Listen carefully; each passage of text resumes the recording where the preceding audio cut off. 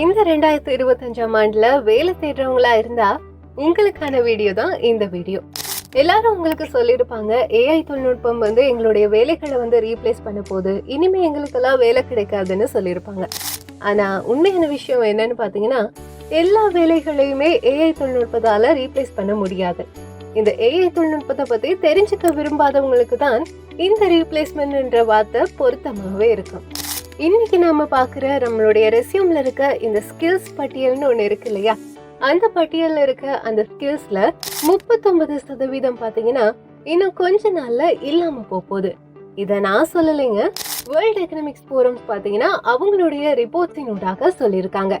So பலராலையும் சொல்லப்பட்டு பலராலையும் analyse பண்ணப்பட்டு உங்களுக்காக முக்கியமான 5 ஸ்கில்ஸ் மட்டும் நான் இந்த வீடியோவின் ஊடாக சொல்ல போறேன்.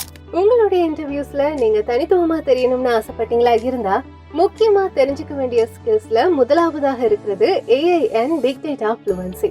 உங்களுடைய ரெஸ்யூம்ல இன்னும் நீங்க மைக்ரோசாஃப்ட் வேர்ட், எக்ஸெல்லாம் ஆட் பண்ணி வச்சிருந்தீங்களா இருந்தா சாரி பாஸ், உங்களுக்கு குட் பை சொல்ல வேண்டிய நேரம் இப்போ வந்தாச்சு. ஏஐ டூல்ஸை எப்படி பயன்படுத்துறது, டேட்டாவை படிச்சு எப்படி அது உங்களுடைய வேலைகள்ல பயன்படுத்துறதுன்றத சொல்றதுதான் இந்த AI and big data fluency. So இலகுவா சொல்லணுமா இருந்தா நீங்க இதுக்காக டிகிரி எல்லாம் படிக்கணும்னு அவசியம் இல்லை. உங்களுடைய சாட் ஜிபிடியை எப்படி உருவாக்கணும், எப்படி செய்யறதுன்னெலாம் தெரிஞ்சுக்க தேவையில்ல. இந்த சாட் ஜிபிடிக்கு கொடுக்குற ப்ராம்ப்டை எப்படி சரியா கொடுக்கணும்ன்றத தெரிஞ்சுக்கிறது தான் இந்த AI and big data fluency ஸ்கில்ல சொல்ல வராங்க. ஸோ இன்னும் நீங்க இதை பத்தி தெரிஞ்சுக்காம உங்களுடைய ரெஸ்யூம்ல ஆட் பண்ணாம இருந்தீங்கன்னா இப்போ உங்களுக்கான டைம் வந்துருச்சு. அடுத்த ஸ்கில்ல நான் அடுத்த வீடியோல சொல்றேன்.